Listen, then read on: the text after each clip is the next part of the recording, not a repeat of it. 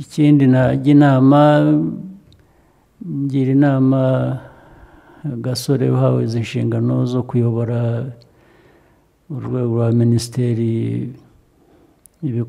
y'ibikorwa remezo, ntuzajye gutinzwa n'abakubwira ubugambo, wowe ukora ibintu uko ubyumva kandi ukwiriye kuba ubyumva. Ikindi abantu bave mu, ngira ngo niba ari ikibazo dufite muri rusange, abanyarwanda banza dukunda kuvuga kurusha gukora. Abantu bazareke kukurangaza ngo bagushyire mu mvugo iri aho, nayo niba ihari izana umusaruro, iyo ngiyo uyitega amatwi. Ariko ikindi nacyo bagira, ngira ngo wabaye minisitiri hari ubwo yumva ko ubwo ari ku rwego rwicara rukarambya, abandi hari abantu bakunda kuba bimwe barabigaragaza abandi barabihisha, ariko hari ikintu cy'ikuzo mu kazi.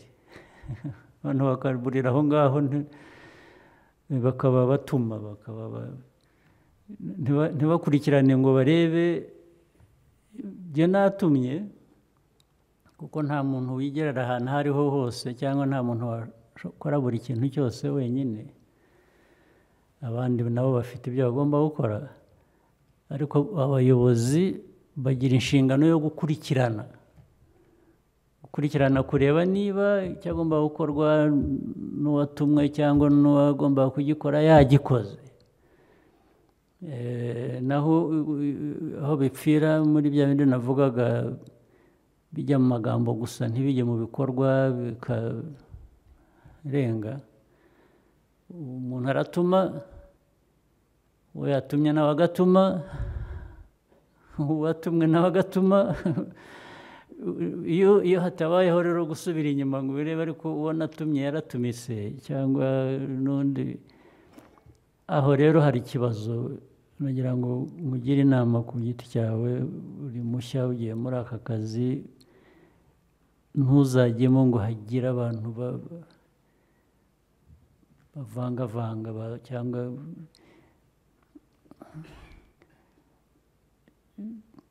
ya mvugo mbi ica abantu intege, ibabwira wowe urebe akazi, ibindi ubyihorere. Ndetse bigereho abakora nabi badahabwa intebe yo kwicaraho, ngo abakora nabi nta ntege baba banafite, ntibakagire n'uwo batera ubwoba, uwo bakanga ngo bitume yigengesera, bimubuze gukora. We ukora akazi kawe, ukurikirana akazi, jya mu bikorwa. Benshi bamwe bamenyereye kwicara mu biro, bakaba abantu baremereye, bakuru gusa. Ibyo ntuzabijyemo. Kandi abo uyobora ni wowe ubayobora, ntabwo wayobora abantu ngo bagutere ubwoba cyangwa ahubwo ufite n'uburenganzira. Igihe babaye batyo rwose, kuba ari we biturukaho, abo bagashakirwa indi mirimo cyangwa bakajya ahandi bakikorera ibyo bashaka kurusha kutwangiriza. Ni we bikwiye kuba biturukaho. Nagira ngo rero ufate iyo nshingano nshya ubyumva, ariko ubu nawe mbonye n'umwanya wo kubivugira hano ngo n'abandi bakurikira babyumve. Hari ubwo tubivuga kenshi mu nama zindi, ari iza kabineti, ari izindi ahandi twahuriye, ariko nagira ngo nongere mbisubiremo, kandi bigeze aho bigomba kubonerwa igisubizo byanze bikunze.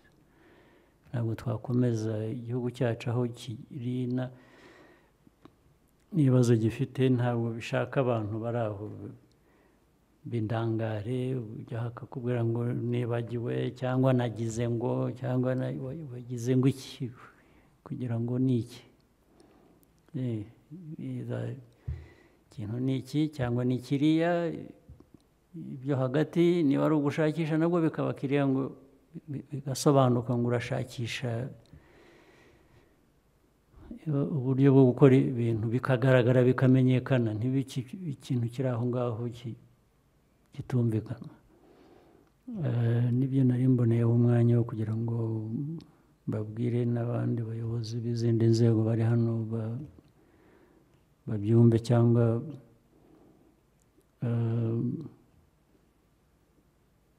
n'abo tuyobora nabo bumve rimwe na rimwe aho ibibazo bituruka ariko hagomba gushakirwa umuti byanze bikunze. Ibya nyuma rero ni ukukwifuriza akazi keza kandi no kwifuriza ko wakorana n'abandi neza biguturutseho cyangwa bibaturutseho, bityo akazi dufite ko gukora ko ni kenshi tugomba kuba ariko dushyira imbere kandi tukagakora tukabona umusaruro ubivuyemo kuko byinshi birashoboka hari ubwo twitesha n'ibishoboka ntitubikore tugashaka impamvu mu bigoranye kandi ibyo nabyo bizagira igihe cyabyo. Izi impamvu yagomba gusubirwamo kenshi buri munsi buri gihe muri izo nzego zo gukorera abanyarwanda no gukorera igihugu. Inyungu z'umuntu ku giti cye arabanza akazishyira iruhande nubwo atazibagirwa kuko buri muntu wese afite uburenganzira bwo gushaka kuzamura intera y'imibereho ye, ariko icyo mvuga ni uko iyo byageze kuri izo nshingano ubanza gukorera no kuzamura ubuzima bw'abandi ari bo banyarwanda ari cyo gihugu nicyo gikwiriye kuba kibanza muri byose. Ubwo noneho n'iby'umuntu bikagendera muri ibyo cyangwa se bigakurikira ubwo buryo. Icya kabiri ni ugukora ibintu bikajya mu bikorwa bikagaragara mu bikorwa. Hari ubwo abantu bahera mpora mbibwira abo dukorana tuyoborana iki gihugu, ibintu byinshi bihera mu mvugo, bihera mu nyigo, bihera mu nama. Ibyo byose iyo bibaye ngombwa abantu n'ibyo banyuramo cyangwa n'ibyo bakora, ariko ibyo byose niyo wabikora utewe wibwira ngo ni neza nta kigaragara cyavuyemo gihindura ubuzima bw'abantu navugaga, ni nk'aho baba wakoze ubusa. Munsi rero mbisubiramo kenshi ku bo dukorana ku bandi, hari icyo mu rurimi rw'amahanga bita execution, gushyira ibintu mu bikorwa ukabona ibyavuyemo kuko nicyo bugamije n'ubundi icyo kivamo nicyo kiramira abantu, nicyo kizamura intera n'imibereho y'igihugu. Naho ibindi byose iyo byaheze aho hagati, kandi rero bisa nk'aho abantu kenshi batumva, ari ugusubiramo n'ubwo duhozaho, ariko ukabona abantu bageze ahantu akaba n'ubwo ubaza umuntu uzi ufite imyumvire mizima ubundi iki ukamaze uti habaye iki, byagenze bite kugira ngo ibi n'ibi nyuma y'igihe iki n'iki tube nta musaruro tubona. ukabona umuntu gusa nta n'icyo asubiza, arasaba imbabazi ngo mumbabarire. No, ntabwo ari icyo kibazo. Ikibazo si ukubabarira, ikibazo ni ugusubiza icyo kibazo umuntu abajije. Habaye iki kugira ngo ibintu niba byagomba gukorwa mu cyumweru kimwe,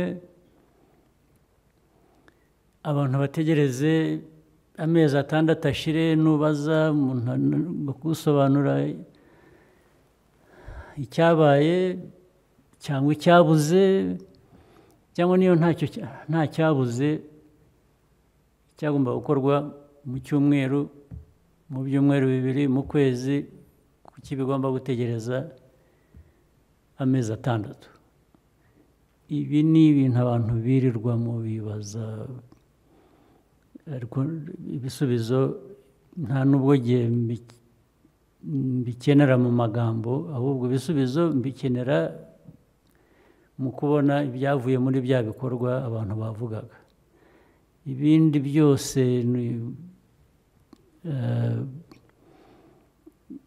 bikwiriye kumvikana. Igihugu cyacu ibyo gikeneye, hari byinshi tutarashobora kugeraho cyangwa tudashobora gukora muri iki gihe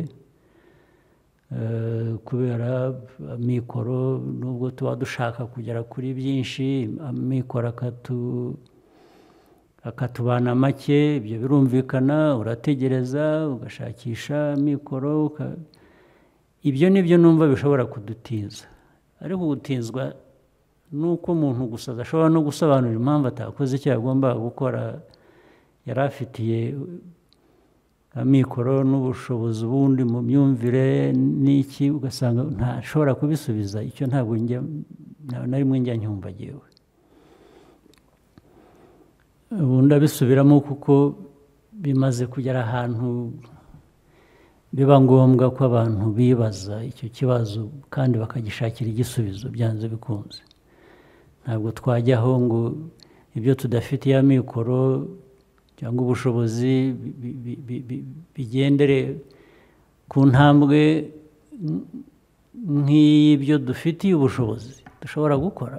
Ntabwo bishobora kuba hamwe, ntibishobora kugendera hamwe, ntabwo bikwiriye kuba.